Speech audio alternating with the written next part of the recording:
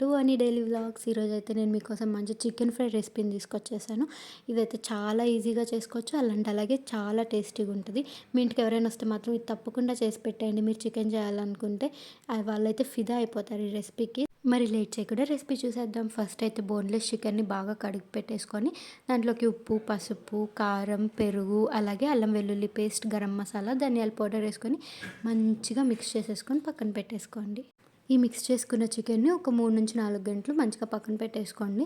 So అలా పెట్టడం వల్ల ఏంటంటే చికెన్కి ఆ మసాలా, మనం ఏదైతే మసాలా కలుపుకుంటామో ఆ ఫ్లేవర్ అనేది బాగా పడుతుంది. దానివల్ల టేస్ట్ అనేది ఇంకా కొంచెం ఎన్హాన్స్ అవుతుంది అనమాట.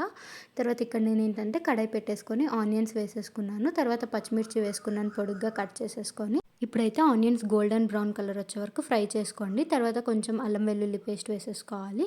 అల్లం వెల్లుల్లి పేస్ట్ వేసుకున్న తర్వాత ఆ పచ్చివాసన పోయే వరకు ఫ్రై చేసుకొని, తర్వాత మనం ఏదైతే చికెన్ మిక్స్ చేసి పెట్టుకొని ఉంటాం కదా, ఆ చికెన్ వేసుకొని మంట హై ఫ్లేమ్లో పెట్టుకొని ఒక 5 మినిట్స్ బాగా మిక్స్ చేసేసుకోండి. తర్వాత ఏంటంటే మంట మనం హైలో పెట్టుకున్న మీడియం టు హైలో పెట్టుకొని బాగా ఫ్రై చేసుకుంటూ ఉండాలి చికెన్ అనేది. సో చికెన్ ఫ్రై చేసేటప్పుడు మనకి ఏదైతే వాటర్ వస్తుంది కదా, వాటర్ కంటెంట్ అంతా పోయే వరకు మంచిగా మనం ఫ్రై చేసుకోవాలి మీడియం టు హై ఫ్లేమ్లో పెట్టేసుకొని.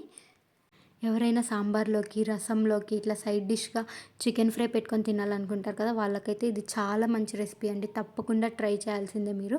అలా అని చెప్పి వైట్ రైస్లోకి బాగుంటుందా అంటే లేదు, చాలా బాగుంటుంది. దీంట్లోకి మనకి లాస్ట్లో కొంచెం గ్రేవీ వస్తుంది. సో మీరు దాన్ని కానీ వైట్ రైస్లో కలుపుకొని తింటే అసలు చెప్పలేము, అంత బాగుంటుంది. మీరు కావాలంటే ట్రై చేసి చూడండి, నేను చెప్తున్నా అని కాకపోయినా.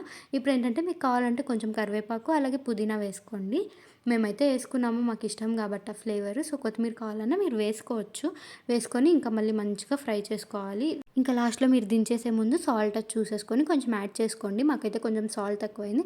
సో సాల్ట్ వేసుకొని మేము కొంచెం ధనియాల పౌడర్ అండ్ దెన్ కొంచెం గరం మసాలా పౌడర్ వేసుకొని మిక్స్ చేసుకున్నాము, టేస్ట్ బాగుంటుందని చెప్పేసి. సో దీన్ని అయితే నేను ఆ రోజు రసంలోకి వేసుకొని తిన్నానండి. చాలా అంటే చాలా బాగుండింది టేస్ట్. మీరు మాత్రం తప్పకుండా ట్రై చేయండి.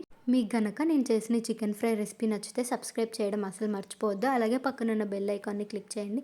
అప్పుడే కదా నేను ఇలా పెట్టే రెసిపీస్ అన్నీ మీ వరకు చేరుతాయి. నేనైతే యూట్యూబ్ ఛానల్ కొత్తగా క్రియేట్ చేశాను. సో నాకు మీ సపోర్ట్ అనేది చాలా ముఖ్యం.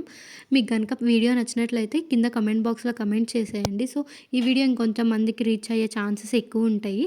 Thanks for watching my video.